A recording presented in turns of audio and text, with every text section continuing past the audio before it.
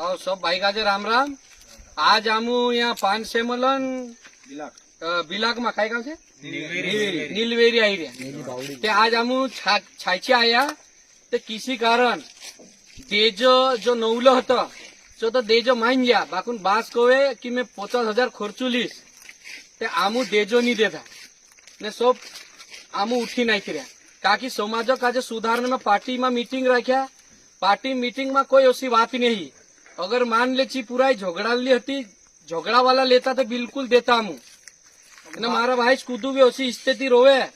ते ज्यादा पैसा ले तो उठी नातरे जो बाकुन देता गुण समाजन स्थिति बहुत खराब छे बिगाड़ता गुण खुद बिगाड़ने खुशी से नहीं करना हाँ। कातर माता मंदिर पर बैठी बात करला छे